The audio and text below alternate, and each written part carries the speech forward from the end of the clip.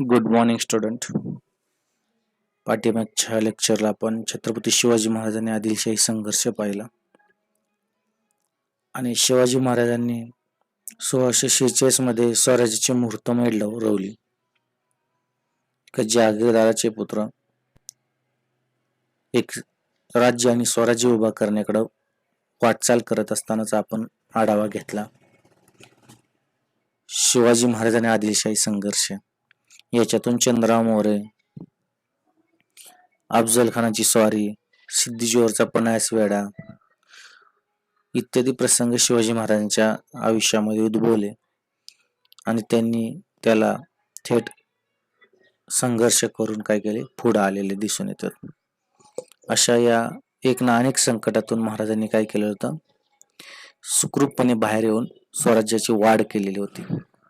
परंतु अशी वाढ करत असताना सुद्धा काय होत असतं, कधी कधी परकीय आक्रमण अजून सुद्धा तेवढीच वाढत असतात. कारण की त्यांच्या या विस्ताराचा धसका मोगल सत्तेने सुद्धा घेतलेला होता. कारण की ते ज्यावेळेस या ठिकाणी विस्तार करत होते त्या विस्ताराच्या वेळेसच एक बलाढ्य मोगल सरदार आदिलशाह दक्षिणेचा सुभेदार होता, जो नंतर स्वतःच बादशाहीचा प्रमुख झाला किंवा बादशाह झाला आणि त्याच्यामुळं दक्षिणेकडचं ज्ञान त्याला होतं त्या बादशाहाला.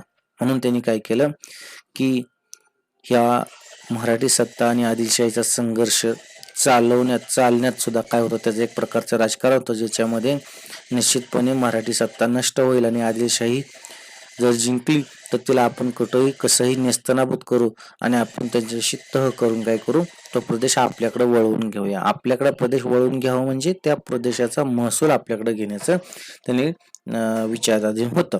मग आता त्यावेळेस काय झालं की ज्यावेळेस 1646 ते 56 या काळात त्यांनी काय केलं, शिवाजी महाराजांनी मोगलांशी अतिशय मैत्रीपूर्ण संबंध ठेवण्याचा प्रयत्न केला, जेणेकरून शिवाजी महाराजांना माहिती होतं की आपण आदिलशाही आणि मोगल या दोघांच्या आघाडीवरती आपण कोणताही संघर्ष करू शकणार नाही. म्हणून त्यांनी काय केलं की फक्त ज्यावेळेस आदिलशाहीचा संघर्ष करत असताना आदिलशाहीशीच संघर्ष घ्यायचे आणि मोगलांशी मैत्रीपूर्ण संबंध ठेवायचे.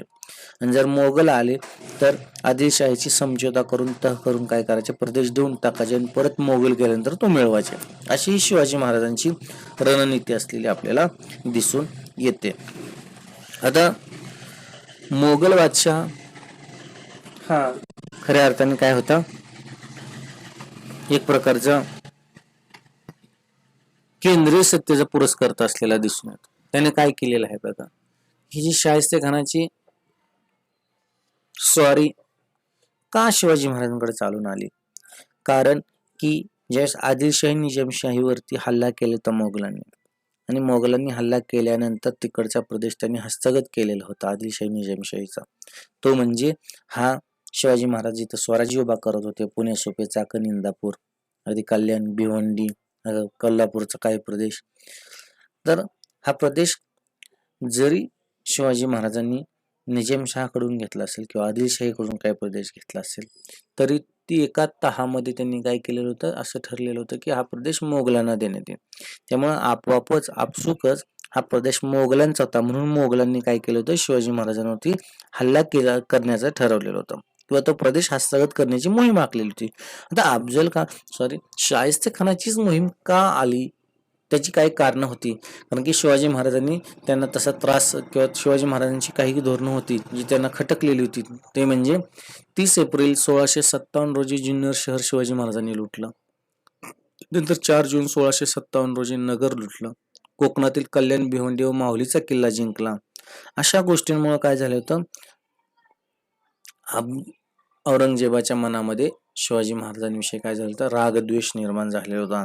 आणि मग त्यांनी एक संदेश दिला दक्षिणेकडच्या सरदारांना, आज्ञा दिली की त्या आज्ञेमध्ये तो काय म्हणतो की काही करून बंडखोर शिवाचा बंदोबस्त करा. शिवाजी महाराज हे प्रकरण साधे नाही, एक दिवस मुघली सत्तेची डोकेदुखी ठरेल याची जाणीव औरंगजेब बादशाह झाली आणि म्हणूनच या उगवत्या देशीय हिंदू सत्तेस नेस्तानाबूत करण्याचा प्रयत्न सुरू केला. आणि याच प्रयत्नातून काय झालं की औरंगजेबाच्या याच धोरणातून छत्रपती शिवाजी महाराज आणि मोगल संघर्ष सुरू झाला. याच संघर्षातून त्यांचा संबंध जो आला किंवा जी भूमिका जी युद्ध झाली ते म्हणजे शाहिस्तेखानाशी मोहीम, मग नंतर महाराजांनी काढलेली सुरतेची लूट आणि शिवाजी महाराजांवर मिर्झा राजा जयसिंगाची स्वारी आणि त्यातून आलेले आग्रा भेट व आग्रा सुटका हे प्रसंग अतिशय रोमांचक असे असलेले दिसून येतात शिवाजी महाराजांच्या आयुष्यामध्ये. हे ध्यानात घेणं अतिशय गरजेचं आहे. त्याच्यानंतर पुढचा जो घटक आहे की शाहिस्तेखानाची नेमणूक.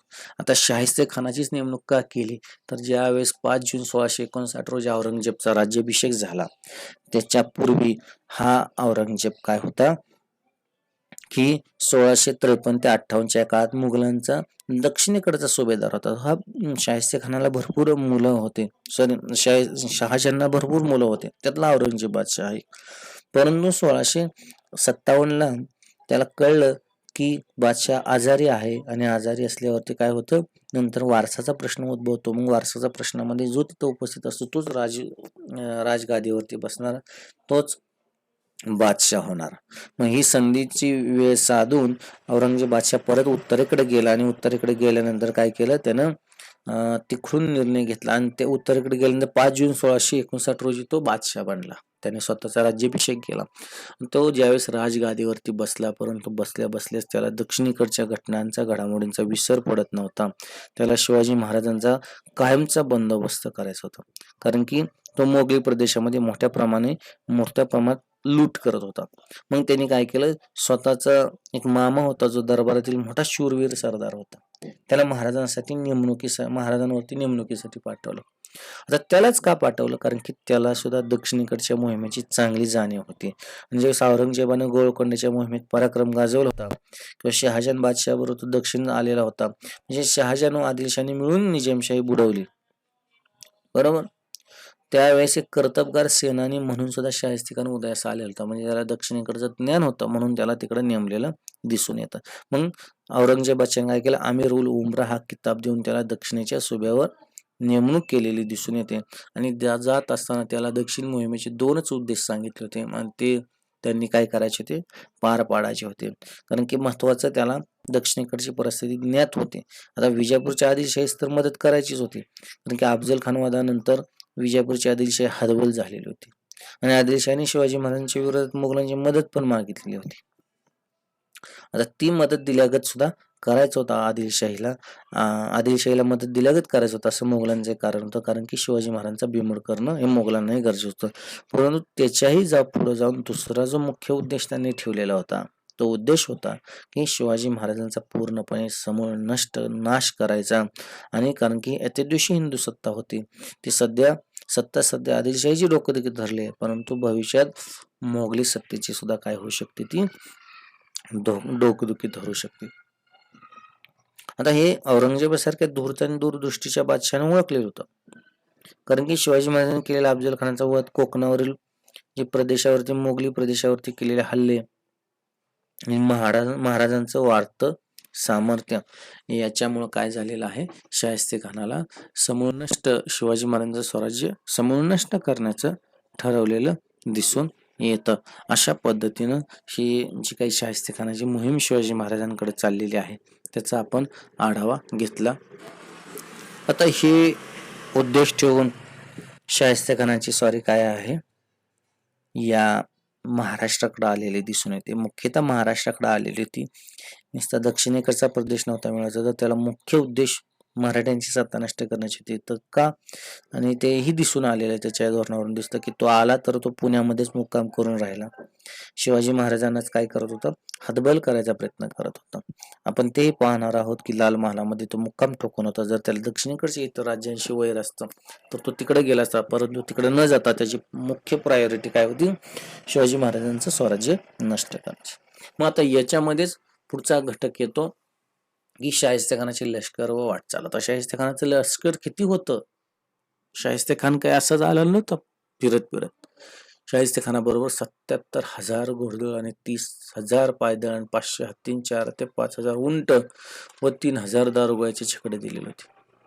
एवढं मोठं दिलेलं होतं आणि त्याच्याबरोबर ना असे मोठे मातब्बर सरदार दिलेले होते. त्याच्यामध्ये नामदार खान, रुस्तम खान, गाझी खान कारतलब खान, अब्दुल बेग, फत्ते खान आणि हिंदू सरदारही त्याच्या बरोबर दिलेले होते. असं नव्हतं की हे हिंदू आणि मुस्लिमांचा संघर्ष असल्यागत काही लोक सांगत असतात, परंतु त्यावेळेस मुस्लिम सरदार सुद्धा हिंदू सरदार सुद्धा काय होते, शिवाजी महाराजांच्या विरोधामध्ये लढण्यासाठी असलेले दिसून येते. याच्यामध्ये कोण कोण होतं?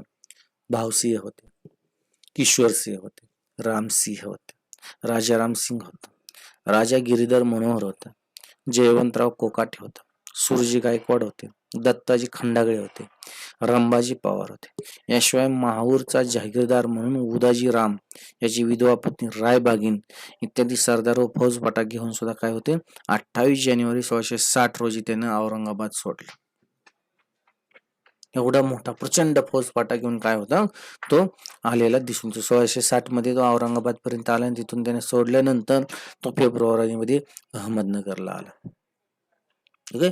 पुढे तिथून पुढे तो स्वराज्यात घुसला आणि स्वराज्य घुसला म्हणजे सुपे, बारामती, होळ इत्यादी ठाणे त्यांनी जिंकतच आलेलं होतं आणि मार्गात प्रचंड लुटालुटाने जाळपोळ केली होती. त्याच्यामुळे मोगली सत्तेविषयी प्रचंड धास्ती आणि दहशत निर्माण झाली होती. एक प्रकारची आपण म्हणतो आता काही मोगलय आहे का, एवढं म्हणजे अराजकता माजती त्यावेळेस असा हा वाक्प्रचार वापरला जातो.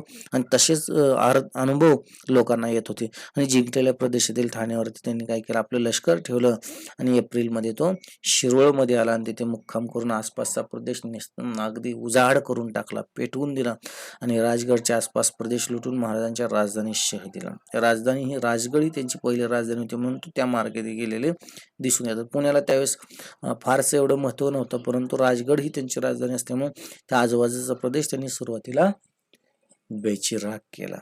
कारण की राजधानीचा कडचा प्रदेश ज्यावेळेस नेस्तनाबूत करेल त्यावेळेस काय होईल, निश्चितच स्वराज्य आपल्या जवळ येईल असं त्याला वाटत होतं. आणि यावेळी महाराजांनी 3000 घोडदळाचे तुकड्याने त्याच्या पिछाडीवर जोरदार हल्ला केला, परंतु एवढ्या मोठ्या प्रचंड बलाढ्य फौजेपुढे त्याचा उपयोग झाला नाही आणि तो लढा त्यांनी परतवून लावला. अशा पद्धतीनं मग काय झालं, तो जो भाग होता खेड, शिवापूर वगैरे तो लुटून सासवड मार्गे ते मेच्या मध्यावर म्हणजे मे महिन्याच्या मध्यावरती ते काय केलं, पुण्यात आला शाहिस्ते खान. पण मराठ्यांनी खानाच्या लष्करास अन्नधान्य व जनावरांना चारा मिळू नये म्हणून काय केलं, पुण्याच्या परिसरातील लोक सुरक्षित ठिकाणी हलवले आणि तो प्रदेश बेचिराख केला आणि पुण्याच्या उत्तरेस 16 मैल असणाऱ्या चाकण येथे मुक्काम करण्याचे त्याने ठरवले. आणि मग चाकण लष्करी दृष्ट्या महत्वाचे होते हे लक्षात. तिथून अहमदनगर या मुघली प्रदेशात दळणवळण ठेवणे सोपं होतं. रसदीचा मार्ग ताब्यात असणं आवश्यक होतं ना, कारण की शिवाजी महाराजांनी औरंगजेबाच्या जी सरदार शाहिस्ते खान आहे त्याची काय केली होती, रसद तोडण्याचा प्रयत्न केला होता. एक युद्धनीतीचा भाग आहे.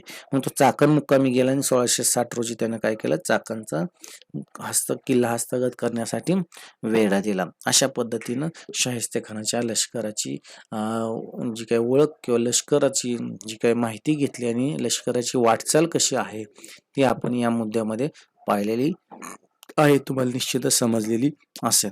आता शाहिस्ते खानाच्या या स्वारीमधला जो महत्वपूर्ण पुढचा घटक आहे तो घटक म्हणजे शाहिस्ते खानाने चाकण किल्ल्यावरती केलेला किंवा चाकण किल्ला हस्तगत करण्यासाठी केलेला संघर्ष आणि फिरंगोजी नरसाळ्यांनी काय केलेलं आहे त्याला दिलेलं यशस्वीपणे तोंड, ते आपण या मुद्द्यामध्ये पाहणार आहोत. आता शाहिस्ते खानाने चाकणच्या किल्ल्यास वेढा दिला. यावेळी शिवाजी महाराज सिद्धेश्वरच्या वेढ्यात पन्हाळगडावर अडकून पडले होते. म्हणजे ज्यावेळेस शाहिस्ते खान चाकणला वेढा देऊन बसलेला आहे त्यावेळेस शिवाजी महाराज पन्हाळगडावरती अडकून बसले होते. हे आपण मागच्या टॉपिक मध्ये पाहिलेलं आहे. मग सिद्धेश्वरचं संकट स्वराज्यावरती होतं, हेकडून शाहिस्ते खानाचं संकट होतं. मग अशा वेळेस काय केलं, त्यांनी अगदी सही सलामत विशालगडाकडे वाटचाल केलेली दिसून येते. तिथं आल्यानंतर त्यांनी काय केलेलं होतं, हे दुहेरी संकट फोडण्याचा एक मार्ग शोधत होते, एक उपाय शोधत होते. मग त्यांनी काय केलेलं होतं, महाराजांची सर्व बाजूंची कोंडी करून ठेवलेली होती, परंतु ही कोंडी फोडण्यामध्ये महाराज यशस्वी झाले आणि तेवढेच चाणाक्ष असलेले दिसून येतात.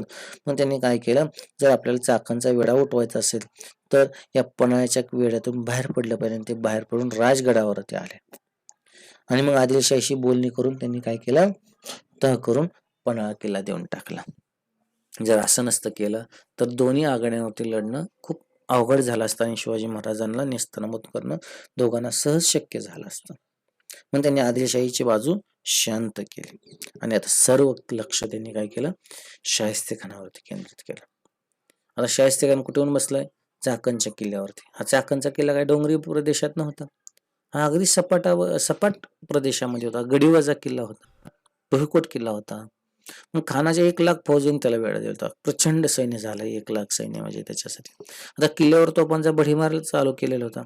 चाक्यांचा किल्लेदार फिरंगोजी नरसळा होता त्यावेळेस. या किल्ल्यात मुठभर शिबंदीसह असणाऱ्या लोकांनी काय केलं, धैर्याने हा किल्ला लढवला. परंतु या खानाच्या तोफखान्यापुढं काय झालेलं होतं, की हा फिरंगोजी नरसळाचं उत्तर किंवा जे काही तोंड आहे किंवा जो काही आत्मसंघर्ष आहे तो चालत नव्हता. आणि त्यामध्ये जुलैचा जो काय त्यावेळेची वेळ असते नैसर्गिकदृष्ट्या खूप मुसळधार पावसाची असते. मग त्यामुळे यामध्ये खानाला यश येत गेलं. अखेरीस 55व्या दिवशी मोगली सैन्याने काय केलं, किल्ल्याच्या म्हणजे जी चाकणच्या किल्ल्याच्या ईशान्येकडची जी बाजू आहे ना, त्या बाजूला जे बुरुज आहे त्या बुरुजाला भगदाड पाडला. तिथे उभे राहून त्यांनी काय केलं, रात्रभर खानाच्या सैन्यावर दगड आणि बंदुकांचा मारा चालू ठेवला. शेवटी फिरंगीचा नाईलाज झाला आणि 15 ऑगस्ट 1660 रोजी चाकण शाहिस्तेखानाच्या ताब्यात आला. म्हणजे एवढ्या छोट्याशा फौजेनं 1,00,000 फौज याला फिरंगोजी नरसाच्या नेतृत्वाखाली लढा दिला. एवढी मोठी त्याला किंमत मोजावी लागली होती. त्याच्यामध्ये 268 लोक सुद्धा मारले गेले होते, 600 लोक जखमी झाले. एका सपाट प्रदेशातील गडीने मुघलांना 2 महिने झुंजवलं. तर मग एवढ्या मोठ्या डोंगरी भागामध्ये असणारी पुरंदर सिंहगड या किल्ल्यांविषयी तर काय, असा शाहिस्तेखानाला प्रश्न सतावा लागला. आता फिरंगोजी नरसाळ्याचा पराक्रम पाहून त्यांनी मोठी त्याची प्रशंसा केली आणि आपल्या सेवेत रुजू होण्यासाठी आग्रह केला. त्याला मोठमोठी आमिषे पण दाखवली. पण फिरंगोजी नरसाळ हे स्वामीनिष्ठ होते. या खानाच्या आमिषाला ते बळी पडले नाहीत. अखेर त्यांनी त्याला काय केलं, सर्व सैन्यानिशी शिवाजी महाराजांकडे जाण्याची परवानगी दिली. वरील सर्व प्रकारामुळे शिवाजी महाराजांबरोबर समेट करावा असे त्यांनी औरंगजेब बादशाहस कळवले. पण बादशाह महाराजांचा समूळ नाश करावायचा होता, त्यानं खानाचंच ऐकलं होतं. कारण की उलट जर त्याच्या मदतीस गेलो तर अवघड होईल, म्हणून त्याने काय केलं, ज्याचं ऐकलं नाही तो किल्ला हस्तगत केला आणि तिथून तो काय केला, पुणे मुक्कामाकडे हल्लेला दिसून येतो. मग नंतर महाराजांच्या मदतीस जे स्वयंसेवक मोठे लष्कर युद्धासाठी युद्ध साहित्य पण पुरवलेलं होतं, हे आपण नंतर पाहणार आहोत.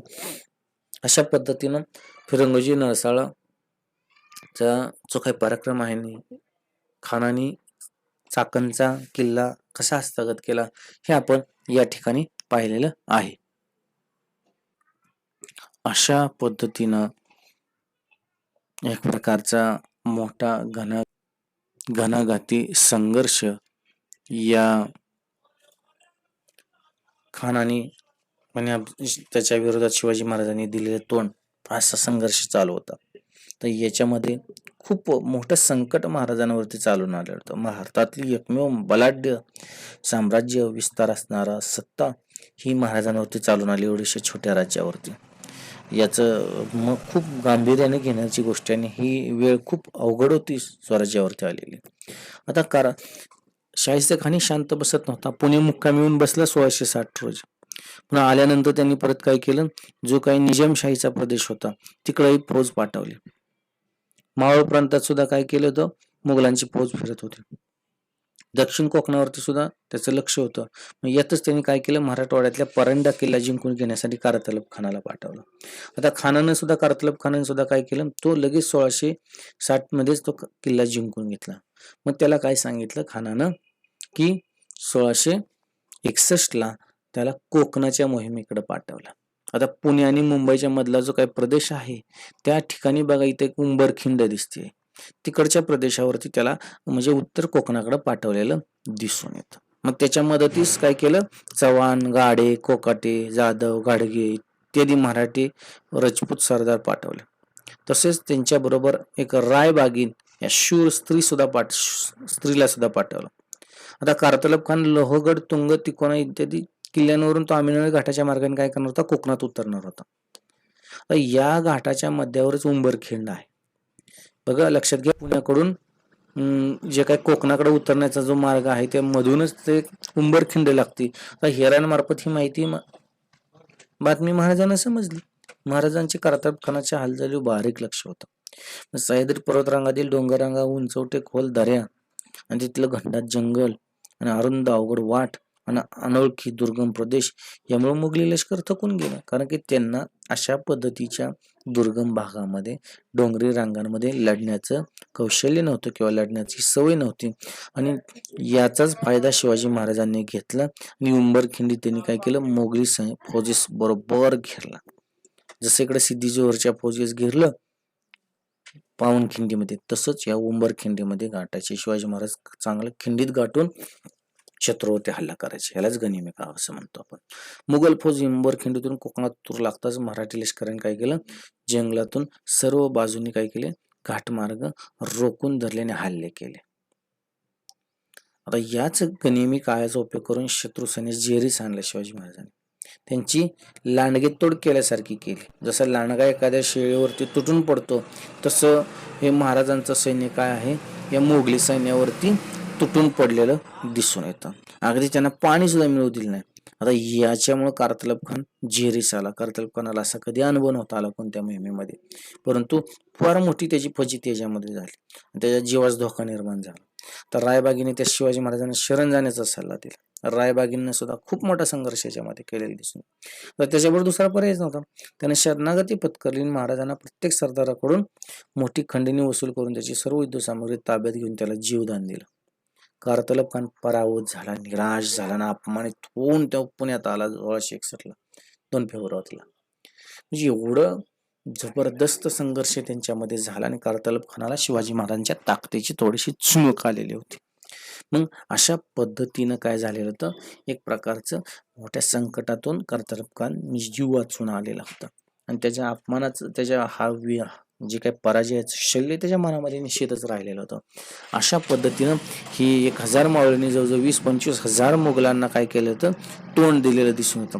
शिवाजी महाराजांची युद्धनीती किंवा जी काही व्यूहनी रचना होती ती अतिशय चोख आणि उत्कृष्ट होती. म्हणजे मुंबई आणि पुण्याच्या मधला जो भाग आहे ती उंबरखिंड आहे, कोकणाकडे उतरत असताना. ओके, तर त्या तिथं उंबरखिंडीमध्ये हा मोठा संघर्ष झालेला दिसून येतो आणि कारतलब खानाचा इथं 1661 मोठ्या प्रमाणामध्ये पराभव केला. आता मग त्याच्यानंतर शिवाजी महाराजांनी काय झालं, ही शाहिस्ते खानाच्या स्वारीतली जी काही महत्वपूर्ण जी हवाच काढून घेतलेली दिसून येते. कारतलब खानाच्या पराभवानं मराठ्यांच्या सैन्याचं मनोबल वाढलं, आत्मविश्वास निर्माण झाला त्यांच्या मनामध्ये की आपण मोगली सैन्याला सहज देऊ शकतो शिवाजी महाराजांच्या नेतृत्वाखाली. मग त्यांनी काय केलं, या विचार केल्यानंतर पुढं वळायचं ठरवलं आणि मग त्याच्यामध्ये काय केलेलं आहे, शाहिस्ते खानाचाच आता बिमोड करायचा आहे, शाहिस्ते खानाचाच त्याच्यावरती छापा घालणं गरजेचं आहे. म्हणून त्यांनी काय केलं, एक प्रकारचं पुढील व्यूहरचना आखलेली दिसून येते. आणि पुढचीच व्यूहरचना म्हणजे आता डायरेक्ट काय करायचं, धडक शाहिस्ते खानावरती छापा घालायचा आणि शाहिस्ते खानाला पुण्यामधून हाकलून लावायचा, असं त्याच्यामध्ये शिवाजी महाराजांनी ठरवलेलं दिसून येतं. आणि त्याच्यासाठी कशी मोर्चे बांधणी शिवाजी महाराजांनी केली आणि काय काय क्लुप्त्या लढवल्या आणि कसा संघर्ष करून शाहिस्ते खानाला नेस्तनाबूत करून दिल्लीकडे पाठवलं, याचा आढावा आपण पुढच्या लेक्चरमध्ये घेणार आहोत. तर आता या टॉपिकमध्ये आपण जे काही घटक पाहिलेले आहेत ते तुम्हाला निश्चितच समजलेले असतील. शाहिस्ते खानाची स्वारी आपण पाहिली की ती कशा पद्धतीनं आली, त्याची काय कारणं काय होती आणि त्यामध्ये शाहिस्ते खानाची कशी नेमणूक करण्यात आलेली होती आणि त्याला कोणत्या 2-4 गोष्टी सांगितलेल्या होत्या औरंगजेब बादशाहनं आणि त्याचं यथायोग्य त्यानं पालन केलेलं दिसून येत नाही कधी कधी, तर त्याच्यामुळे तो अडचणीत गेलेला आहे. शाहिस्ते खानाचं लष्कर पाहिलं आपण व त्याची वाटचाल पाहिली, त्याच्याबरोबर कोणकोणतं लष्कर होतं हे आपण त्याच्यामध्ये पाहिलं. त्यानंतर शाहिस्ते खानाने चाकण किल्ला कसा हस्तगत केला, चाकण किल्ला हस्तगत केल्यानंतर परांडा किल्ला जो काय वगैरे जो काय प्रदेश होता तोही कारतलब खानाच्या नेतृत्वाखाली हस्तक्षेप करून जिंकून घेतला.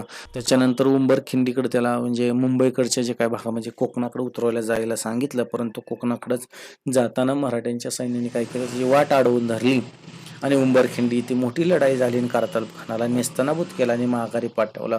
अतिशय म्हणजे शिवाजी महाराजांच्या स्वराज्यामध्ये पाय ठेवायची सुद्धा वेळ त्याला म्हणजे वेळ येऊ दिली नाही, तोपर्यंत त्याला माघारी पाठवलेलं दिसून. तर हे खऱ्या अर्थाने शिवाजी महाराजांचं गमक आहे, हे लक्षात घ्या. शत्रू सैन्याला खिंडीत गाठून मारायची जी काही भूमिका असते ती शिवाजी महाराजांची यशस्वी झालेली दिसून येते. अशा पद्धतीने आपण या घडामोडी आणि घटनांचा आढावा घेतलेला आहे.